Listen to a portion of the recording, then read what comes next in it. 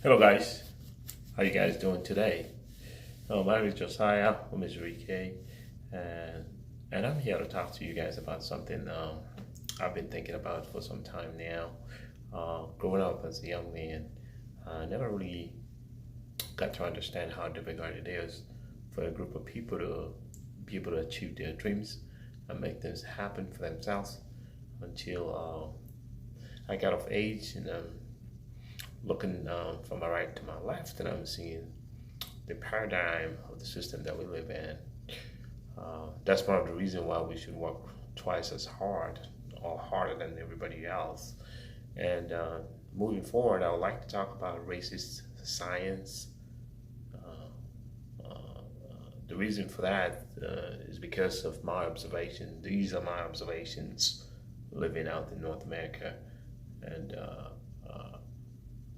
the racist science bring about non-sustainable technology, and non-sustainable technology is what I call biased technology, and I'll give you some of the reasons why I make these solemn statements. These are my opinions. It doesn't represent anything about LokDon in any case. However, I like to tell the truth and will not have like will not at any point hide behind a veil of the fact I have to be truthful to myself. I have to be true to myself, and that's the only way you can get to know me as what have made me who I've become today. So people go through life circles and experiences and everything. However, I've noticed that in technology, a group of people are going through very tough times or difficulties to actually stake their claim or be able to do a better job without being disfavored or looked down on or underrated or more or less overlooked. So I will give instances and examples of my observations. So I have about 5 minutes to complete this. So I will go straight to the point. So I have a situation where somebody wanted me to do a technical work for them, preferably application testing, mobile application testing, which will include SAST and DAST. SAST is static analysis, and DAST is more of dynamic analysis. Analysis is more like looking at the code and reviewing them and matching them to standards like OWASP, top 10, and all that to see how they translate.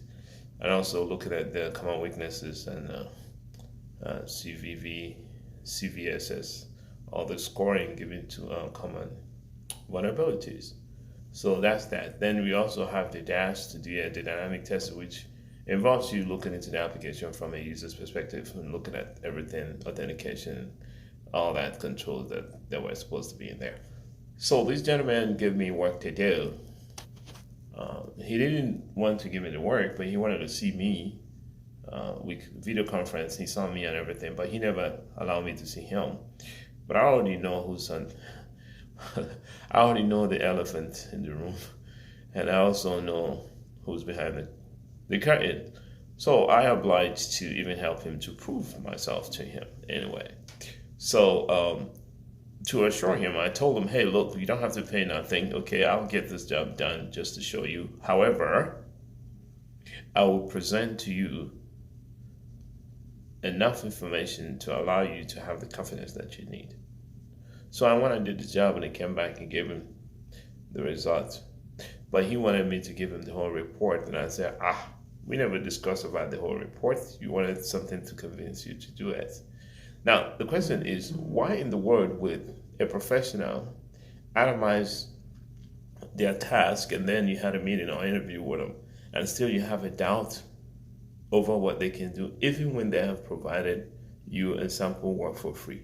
And then this person not respecting the time that I put in simply means that they are biased.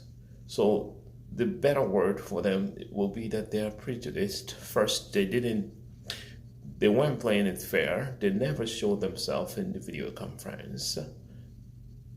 Now, that's messed up.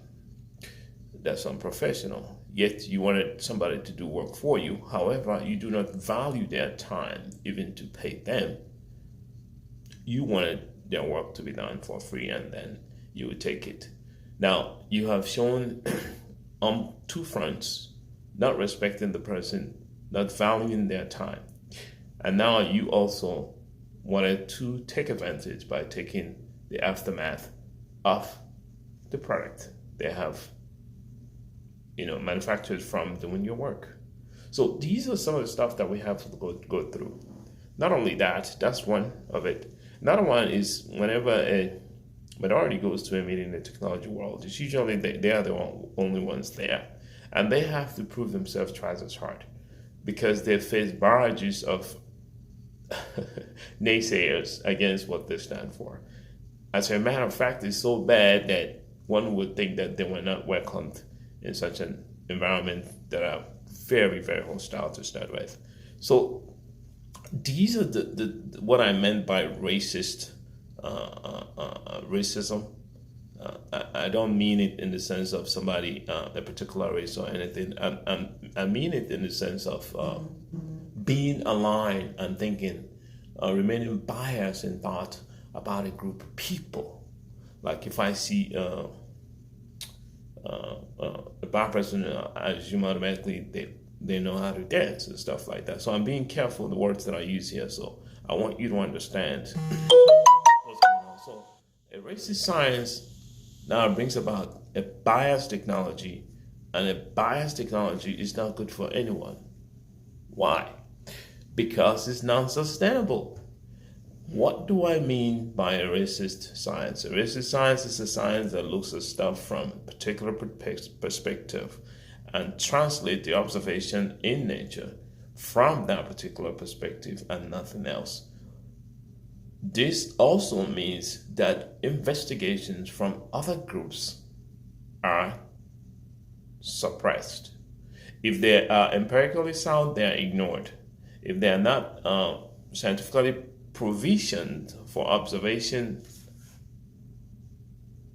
then the claim is that they are not sound. So with that being said, we know we are in the turn of a new century, and nobody knows exactly how what we've had for so long will work in the century that we're going into. We are visiting a digital era, and this era will be more devastating from the perspective of mismanagement of science and technology without including everybody in it.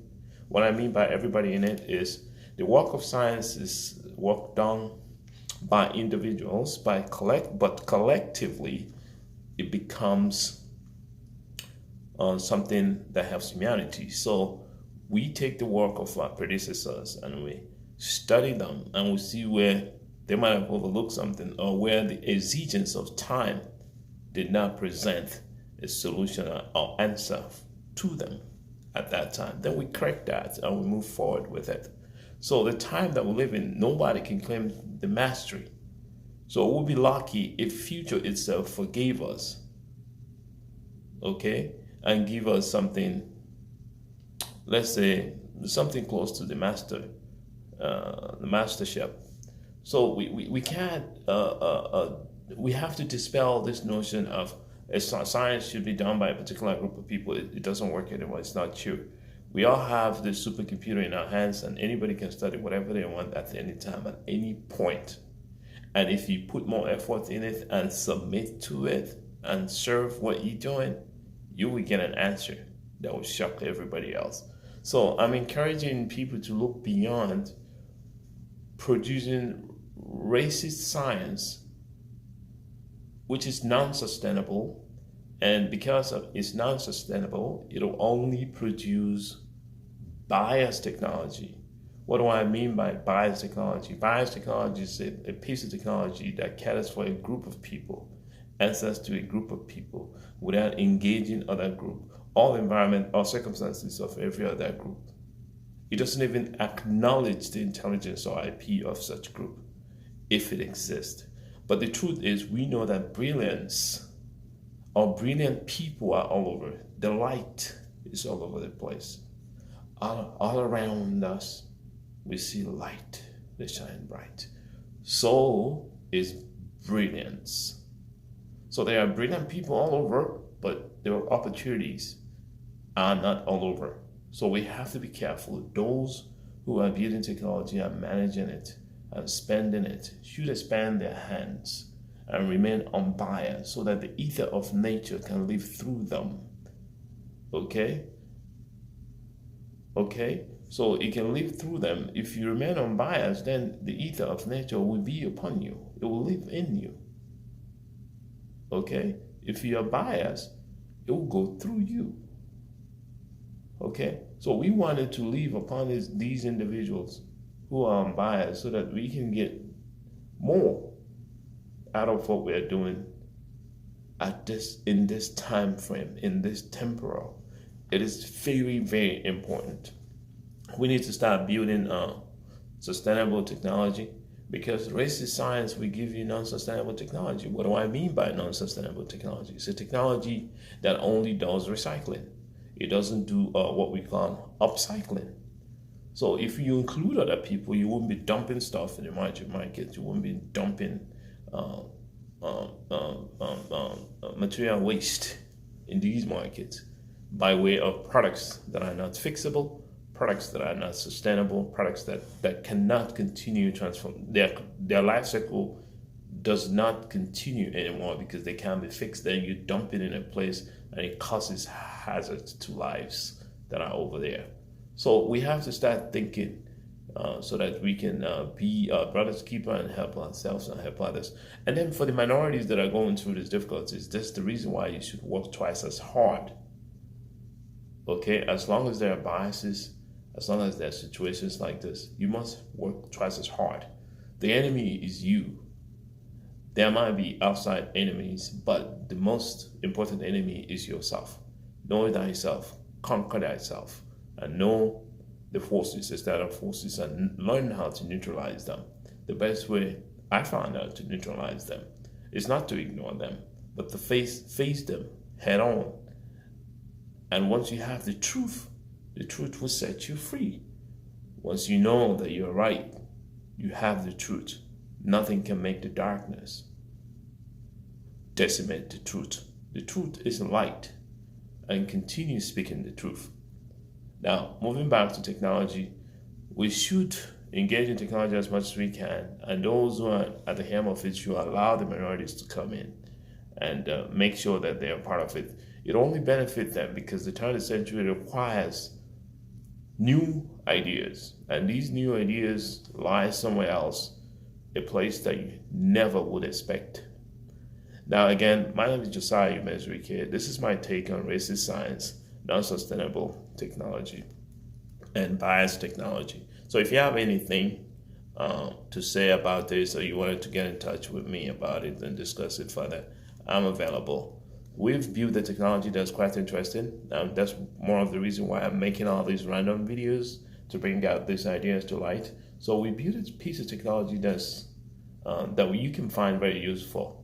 And we have a website, www.lokdon.com, www.lokdon.com. If you go there and you go under documentation, you can download the application for Android mobile application. For Android for Android phone, sorry, it's a mobile application. You can test it and use it and see what we've done with the best top-notch cryptographic system of today. We have advanced and created a new direction for it, and we need you to support it. Stop looking at things from a warped mind. Stop being biased. The time that we live in doesn't want that anymore. Knowledge is abounding. It is in every corner. Accept it, and it will change you. Thanks again. If you haven't subscribed yet, hit the like button. Go ahead and hit the subscribe button, and let's get the number going up. Thank you guys again, and peace out.